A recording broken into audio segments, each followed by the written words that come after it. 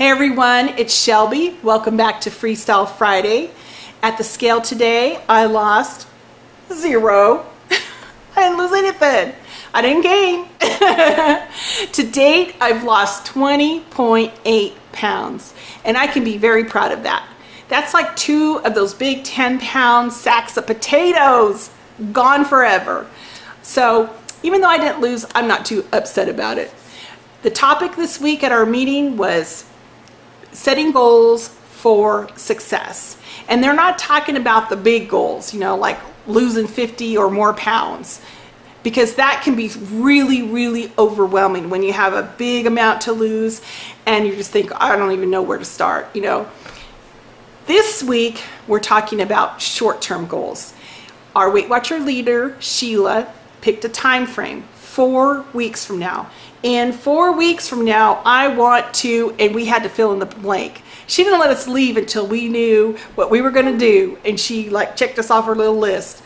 So I told her, I said, girl, I want to lose 4.2 pounds because then that will get me to my 25-pound milestone. I think that would be phenomenal. So she thought that was a good plan. She wanted it to be specific and attainable. So I thought I was off the hook. And she said, so what are you going to do to get there?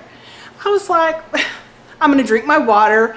And Sheila kind of cocked her head because she knows I hate drinking water. But I said, Sheila, I'm going to drink my water. I'm going to track what I eat. I'm going to meal plan and grocery shop for that meal plan so I don't bring, you know, unhealthy food choices into the home. And that should help me get to that 4.2 goal for this month. Now, Ken, my husband, is also doing Weight Watchers, and he's at 20 point something.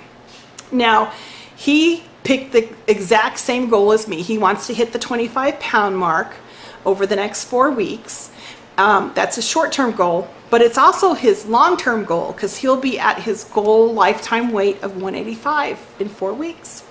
So Sheila surprised everybody in the room. She's like, okay, now that everybody has their goal, they've told me what they're going to do to achieve the goal, I want you to think of something that you're going to do to reward yourself.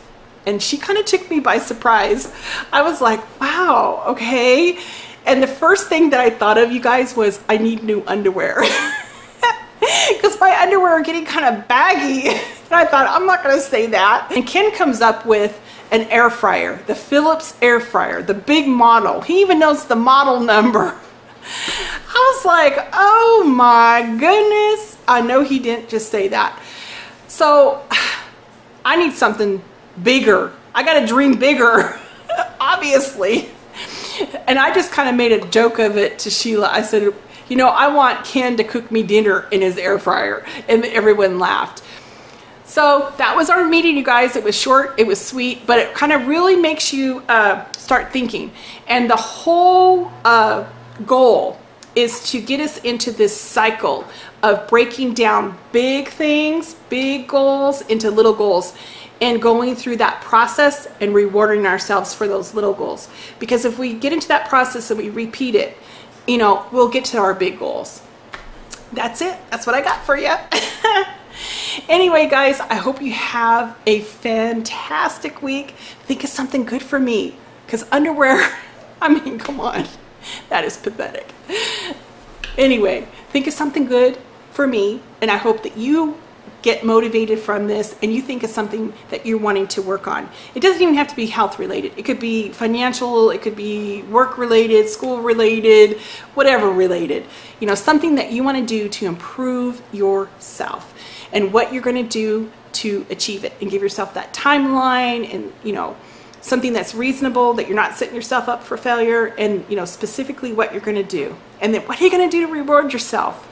Get into that mindset, you know, and just repeat it, and you'll get to where you want to be. All right, then. I'll talk to you guys later. You guys have a great weekend.